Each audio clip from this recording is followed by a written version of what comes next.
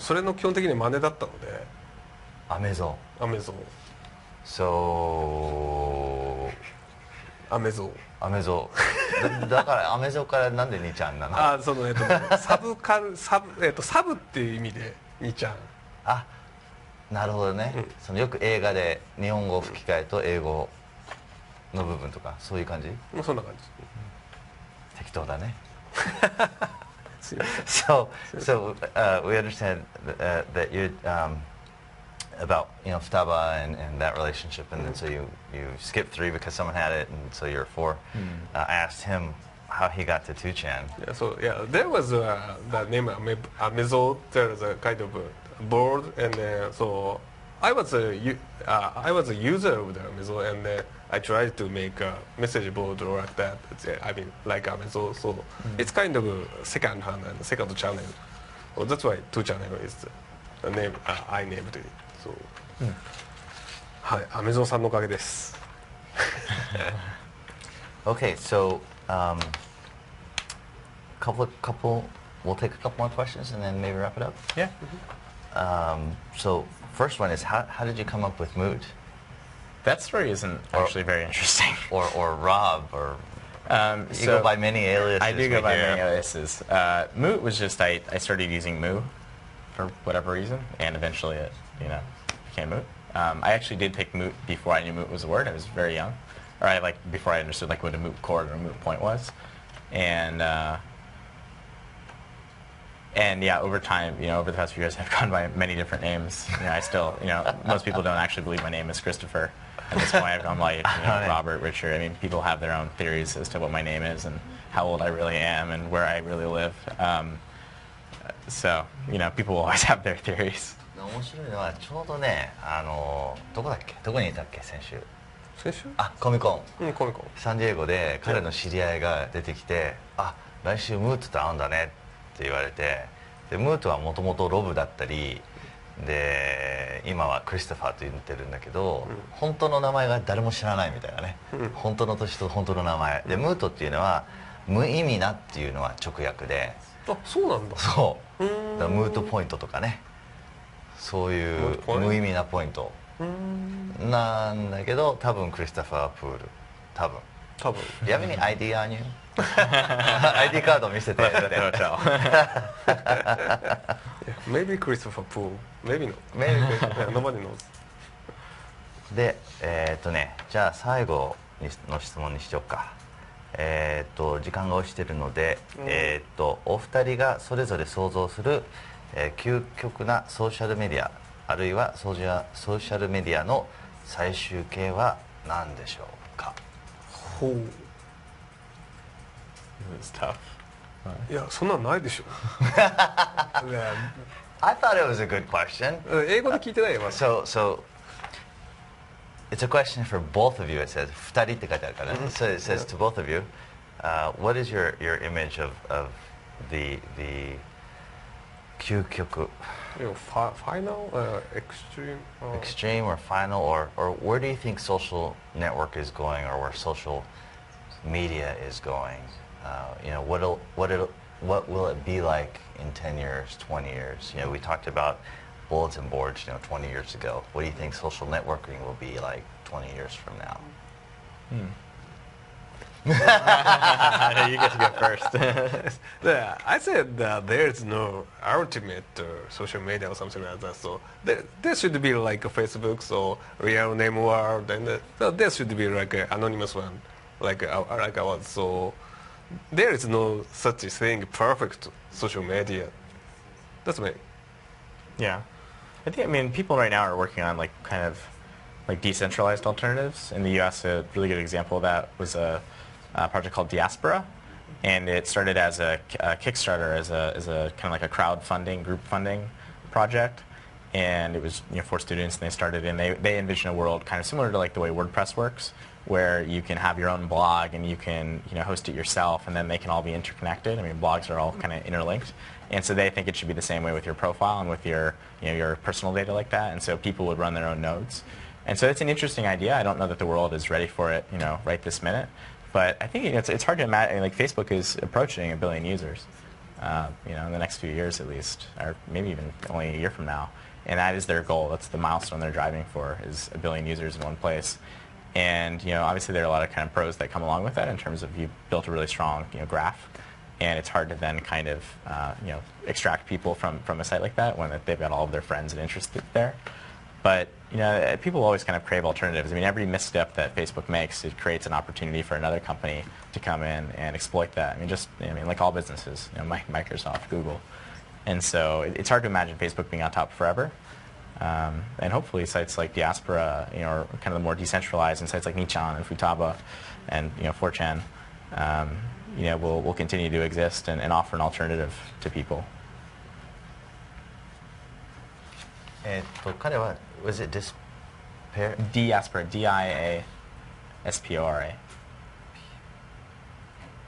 デスペラっていう、クラウドファンディングっていうのがあって、それは自分の、ブログ、自分の世界を作って他のブログと連携取る。で多分今すぐには無理だけれども、例えば自分のノードを持ったりとか、そこまで、なっていく可能性もあるんじゃないかと。で今だと1箇所、例えば Facebook だったら1箇所にすごい集中しているけれども、もうちょっとディーセントラライズと、なんていうの、分散された形になっていくだろうと。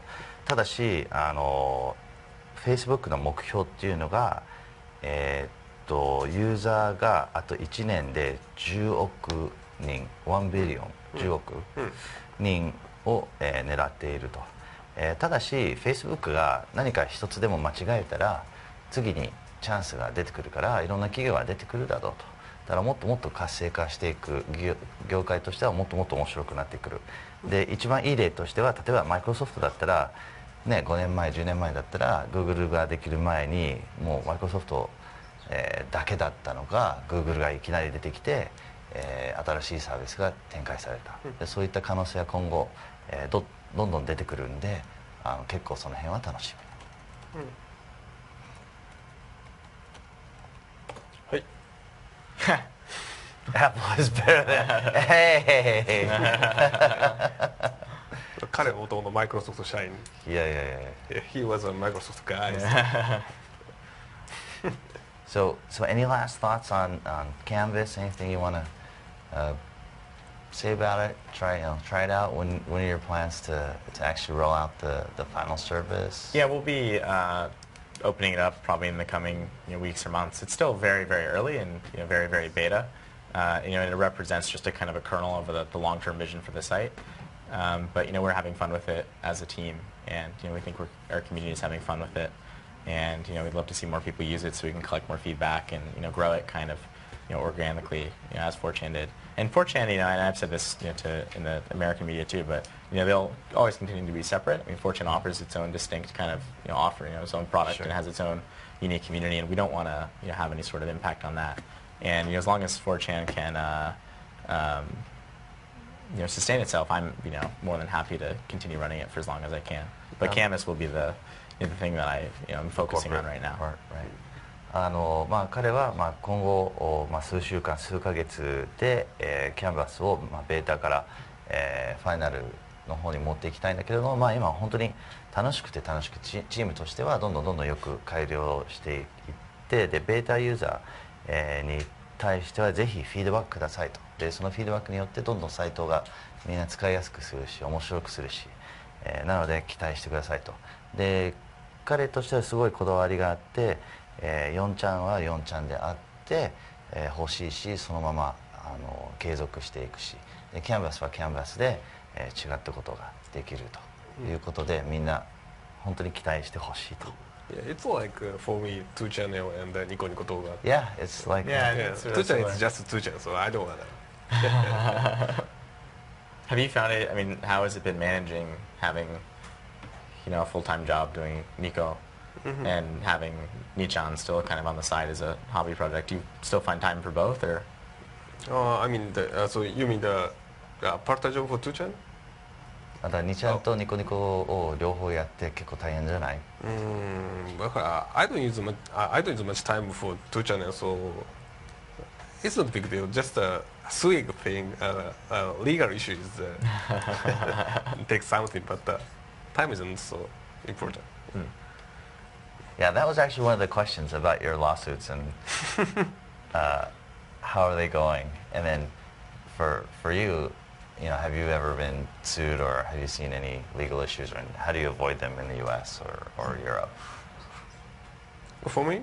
だからユーザーの方からいろいろ裁判の話が出てきて、あまり細かく言えないんだけど、別に全然細かく言っていいんですけど僕がね訴えられたのってでもね大体10年前ぐらいだから実はね時効が来てるんだよね。あ、時効って 7年だっけ？10年。あ、10年。時効って英語でなんて言うんだろうね。It's a court order. Yes. So my first sue is like 10 years ago. So court order is expired already. So it's the statute of limitations. So I'm getting be normal. So it's not a big deal. So that was his strategy. Statute of limitations 10 years. 10年待つっていうのが戦略だったのね。はいはいはい。時効になるまで。Statute of limitations. But how about in the States and Europe?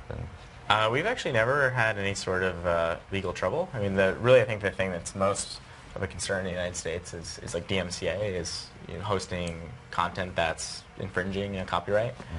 And there's a process for removing content. But like the truth is, most of the time I get a DMCA, the content on 4chan expires very quickly, just like Futaba. And I think this is one of the main differences between Nichan and 4chan is the fact that content on Nichan stays, pretty much indefinitely because you don't really remove anything. And for us, it's constantly cycling off the site. And so by the time I actually receive that email and read it and click it, the link's already gone. And so there isn't much kind of compliance to be done. We haven't actually been taken to court. I have been to court though to testify in a trial. I mean, I was subpoenaed to testify. I wasn't jumping to do it, but I was required by law to do it, and that was an interesting experience because I got to explain memes and 4chan and the way the community works in front of a judge and a jury and the press. So that was a kind of unforgettable really experience. Actually, they thought it was really boring. Reporters would duck out and they would complain about because they had to explain like how the IP addresses work, and they would just come out and like kind of just be like, oh man, this is so boring. Where's the good stuff? So.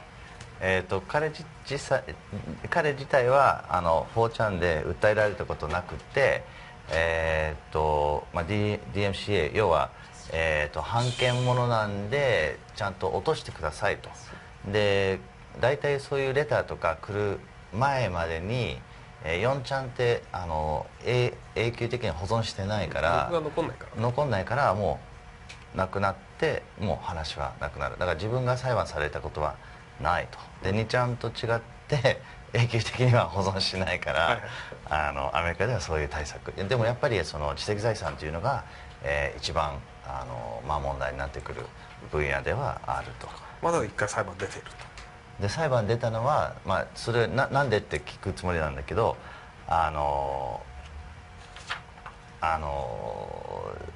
連邦政府の裁判に行って、IP アドレスがどうこうとか本当に 4chan のコミュニティどうやって作ってとかどういうふうになってるかとかその辺を説明してで裁判官も、陪審員がいて、証人が彼で、サピーナって言ってもう強制的に行かないと逮捕されちゃう。それぐらいなんか出てほしくってでその説明してレポーターたちはすごいがっかりもう IP の話聞きに来たんじゃないみたいなね。So what was the trial about? It was US v. David Kernel, and the defendant, David Kernel, hacked Sarah Palin's email address, which is to say... Oh, you were part of that? Yeah, oh, because the first place that... I mean, it wasn't really hacking. He reset her password and then was able to access her email. David Kernel. And he posted... The first place that he actually went and posted them was on 4chan. They caught... I think it was like he used a proxy to do it, and they had already caught him by the time they came to me. But they were like, hey, we have this guy. They need an expert. You posted on your website, and what do we... You're like, オバマ大統領の時の選挙戦でオバマ対マケインだったんだけどマケインと、セラ・ペーランでデイビッド・カーナルっていう人が、彼女の E メールをハッキングして正確に言うと彼女のパスワードをリセットして彼女のメールを全部